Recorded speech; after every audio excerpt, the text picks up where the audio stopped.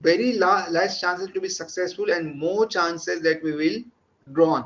So long run में ये बहुत जरूरी है कि धीरे धीरे अपनी टीम डेवलप करे, अपने फ्रेंडशिप सर्कल डेवलप करे जो डिफरेंट नेचर के हो, अलग अलग वैरायटी से आए हो और अलग अलग चीजें आपको कंट्रीब्यूट कर सके।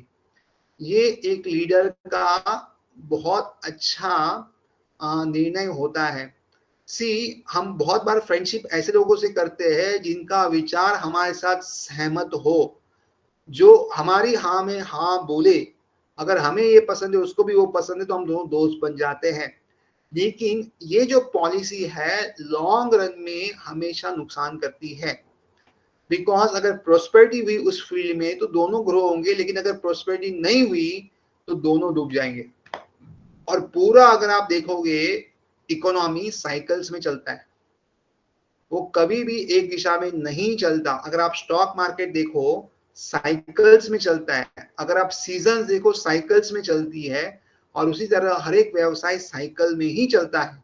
बारिश में रेनकोट और छतरी बहुत बिकेगी, उसका बिजनेस बहुत फ्लरिश होगा, लेकिन उसके बाद 8 महीने वो फ्लरिश नहीं होने वाला। वैसे ही ठंडी में स्वेटर है, जैकेट्स है, ड्राई फ्रूट्स है, वो बहुत चलेगा, लेकिन बाकी के 8 महीनों में नहीं चलेगा। वैसे ही गर्मी में आइसक्रीम है, जूसेस बहुत चलेंगे, बाकी नहीं चलने वाले।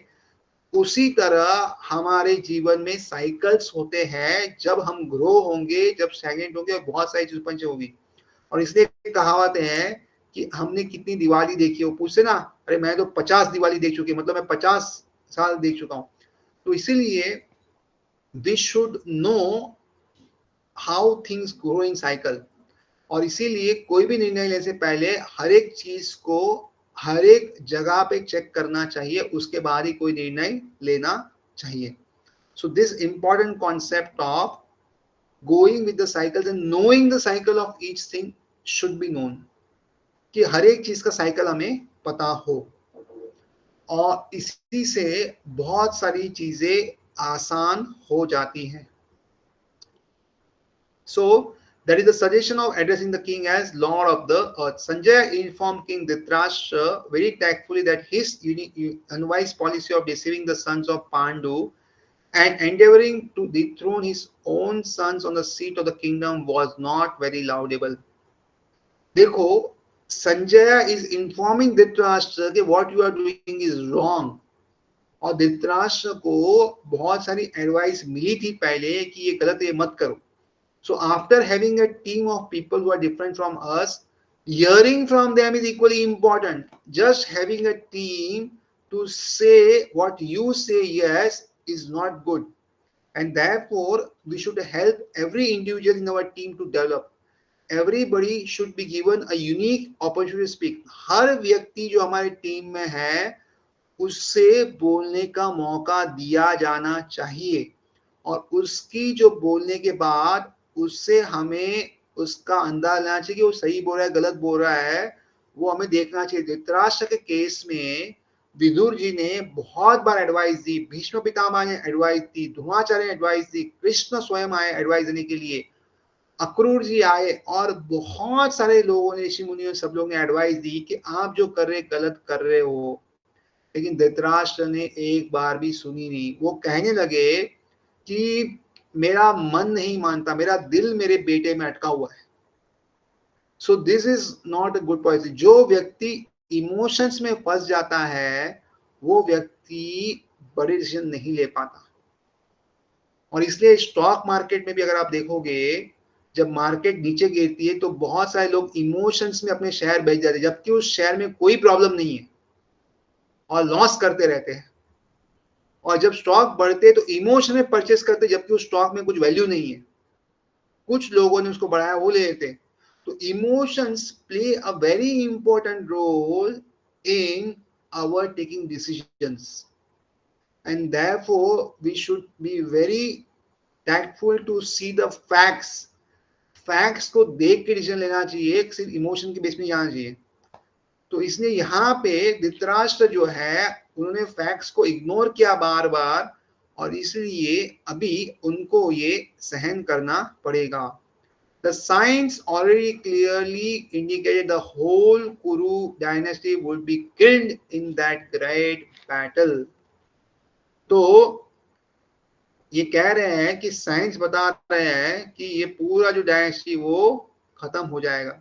See, it may take time, but the persons who are wrong will be destroyed.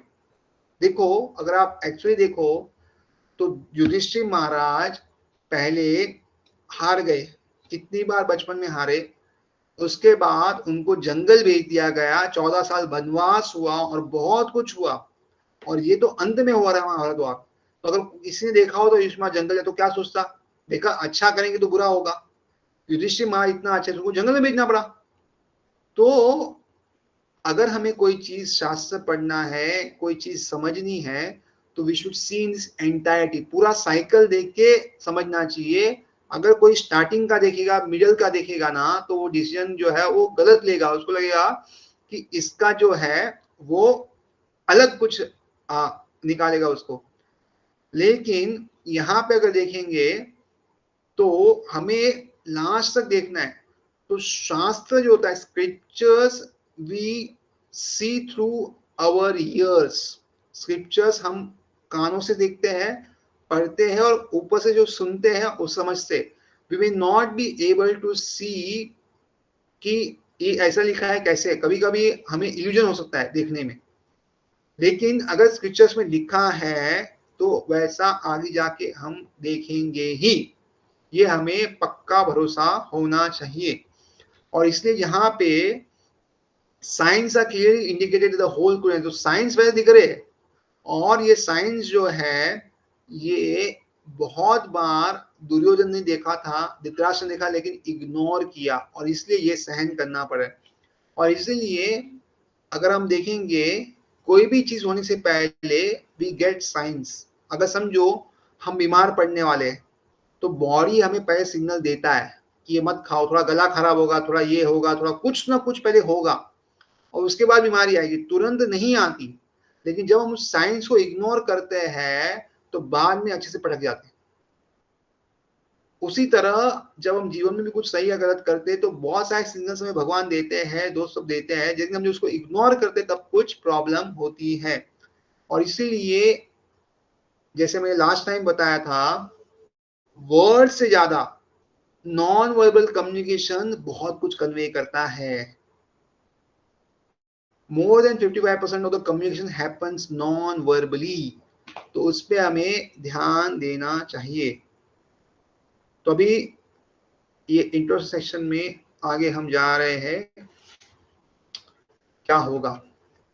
सघोषोतात राष्ट्राणां हृदयानि व्यधारयत् नभश्च पृथिवीं चैव तुमुलो अभयानु आदयान्.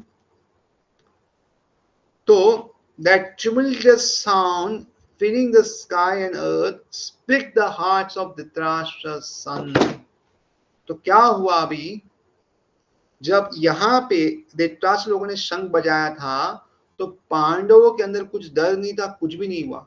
लेकिन जब पांडवों ने शंख बजाया तो धृतराष्ट्र के जो पुत्र थे सबका हृदय में डर बैठ गया. सोसिसी कितना फर्क है कि जब हम सत्य का साथ देते हैं, सच के साथ रहते हैं, तो हमारे अंदर कुछ फियर नहीं होता.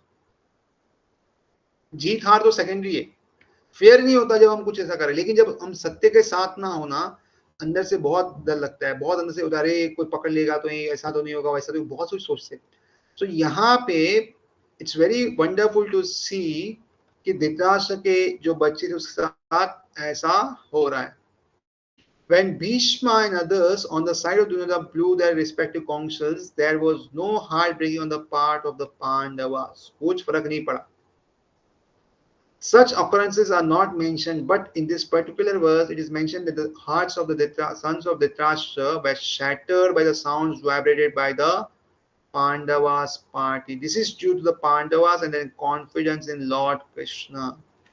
तो जब पांडवों को भगवान कृष्ण पे भरोसा, देखिए कैसा है. जब हमें कुछ चीजों पे भरोसा होता है तो हमारा उत्साह बहुत बढ़ जाता है. If we do some things by knowing about it, by having confidence in that thing, naturally our enthusiasm increases. And reverse, जब हम कोई चीज के बारे में पता ना हो और हम मन से ना करें तो हमारा enthusiasm अपने आप कम हो जाता है. और इसीलिए अगर हम जो भी करें उसको एंजॉय करके करना चाहिए, चाहे पढ़ाई हो या कुछ भी हो. कुछ भी मतलब खराब चीजें नहीं बोल रहा हूँ, बोला कि अरे गलत चीजें भी एंजॉय कर, नहीं. जो भी सही चीजें हैं, कभी कभी बोरिंग लगते थे, किसी को बोले पढ़ाई करो, बोले क्या वापस पढ़ाई करने को बोल दिया, इतना बोरिंग है सारा. तो अगर कोई चीज में बोरिंग लगती है तो वो हमारे दिमाग में नहीं घुसेगी. ये लॉ ऑफ अट्रैक्शन कहता है जिस चीज में हमें एंजॉयमेंट मिले वो चीज तुरंत हमारे दिमाग में घुस जाती है. इसका एग्जांपल क्या है, आप लोग बहुत लोग मूवीज देखते होंगे. मूवीज अगर एक दो बार देखे तो उसका इम्प्रिंट दिमाग में ऐसा छप जाता है कि आप पूरा स्टोरी लाइन बता दोगे. बहुत सारे सॉन्ग्स ऐसे छप जाते हैं कि आप दिन रात वो गुनगुनाते रहोगे. क्यों? उसमें आपने सही में बहुत एंजॉय किया, लिया एंजॉयमेंट. उसमें है कि नहीं दैट इज सेकेंडरी, बट आपको लगा उसमें बहुत एंजॉयमेंट है, आप उसमें रम गए, आप उसमें घूम गए और सब याद रह गया. जबकि स्टडीज करते तो पहले ही मन बोलता है बोरिंग है, बोरिंग है, ये थर्ड क्लास है, पता नहीं मम्मी ने क्यों डाला, पता नहीं पापा ने क्यों डाला, पता नहीं मैंने क्यों लिया इसको, शायद पैसे के लिए लिया, किसके लिए भगवान जाने, बट ले लिया, अभी तो कुछ तो करना पड़ेगा जो पढ़ते. तो मेजोरिटी स्टूडेंट्स, मेजोरिटी लोग जो भी कार्य करते हैं वो रोते रोते ही करते हैं और इसलिए असंतुष्ट रहते हैं. Otherwise we should be happy just by our act. Results कुछ भी आए, बट जस्ट हमें पढ़ाई में आनंद मिलना चाहिए. We should be happy studying. मतलब आगे आएगा, हम वहां पे बहुत अच्छे से विस्तार में समझाएंगे कैसे कार्य करते हैं, हाउ डू वी वर्क, और उसमें बहुत अच्छे समझाते हैं. We should be very enthusiastic to some work but equally detach from the results of the work. जब हम कार्य करते हैं 100% डालते हैं और एकदम एंथुसियास्टिक करते हैं, ऐसा करते कि सब मेरे पे निर्भर है, लेकिन जब रिजल्ट्स आता है ऐसे डिटैच होता है कि सब भगवान कर रहे हैं. This is the right way of doing things. और ये आगे हम लोग एक्सप्लेन करेंगे क्यों है, व्हाट आर द फैक्टर्स, बहुत इसके डीप में जाएंगे. इससे हमारा थिंकिंग पैटर्न, इससे हमारा नॉलेज गेनिंग और इससे हमारा बहुत सारे जीवन के जो पैटर्न वो चेंज हो जाएंगे and we will never be depressed. अगर कोई हमें हराएगा, अगर हम हारेंगे तो डिप्रेशन में नहीं होंगे, और साथ में जीतेंगे भी तो एकदम हवे में नहीं उड़ेंगे. We will be always ready for next thing. So this will come further, will see. One who takes the shelter of the Supreme Lord has nothing to fear even the midst of greatest calamity. देखो, जिसने भगवान की शरण ली उसे जीवन में कभी भी डरने की जरूरत नहीं है. अगर जीवन में बड़ा से बड़ा आपत्ति आ जाए, बहुत बड़ी बड़ी आपत्ति आ जाए, तो उसे डर नहीं लगेगा अगर उसने भगवान की सही से शरण ली है तो. What is mean by taking shelter of Supreme Lord is very important term. One is who is the Supreme Lord and second what is to take mean by shelter. Shelter लेने का मतलब क्या है? बहुत लोग बोलते सरेंडर करना पड़ेगा, ये करना पड़ेगा, वो करना पड़ेगा, शेल्टर क्यों ले, बहुत सारे प्रश्न होते हैं. बिकॉज शेल्टर का मतलब क्या हुआ कि सामने वाला व्यक्ति बड़ा है, हम छोटे हैं, तो हमारा फॉल्स ईगो जो होता है ना, फॉल्स ईगो कि मैं भी कुछ हूँ, वो पहले तो एग्री नहीं करता किसी और के नीचे घुसे, किसी और के नीचे शेल्टर ले या किसी और का सहारा ले. ये बहुत यूनिक केस है जब हम शेल्टर किसी का लेते, और इसीलिए taking shelter is not so easy thing. लेकिन अगर हम भगवान की शेल्टर ले तो हम बड़ी बड़ी आपत्ति से बच जाते हैं. And we cannot move forward without taking shelter. हमें किसी न किसी शेल्टर लेनी ही है. आप कोई भी काम करने जाओ, अगर आपने कोई गवर्नमेंट का काम करने गए होंगे, कहीं इंटरनेट कोई भी काम करने गए होंगे, तो आपको आइडिया आ जाएगा कि आपको सामने व्यक्ति के सामने झुकना पड़ेगा, बहुत जो जो बोलेगा आपको पसंद ना पसंद करना पड़ेगा, तो ही वो कार्य होगा. और इनडायरेक्टली हम उसकी शेल्टर ही ले रहे. तो इसकी जगह हम भगवान की शेल्टर ले तो हमें जीवन में और कुछ चीजों की आपत्ति की हमें कभी भी डर नहीं लगेगा. सो ये आज तक था, हम लोग अगला जो है वो नेक्स्ट टाइम देखेंगे. सो आई विल ओपन अप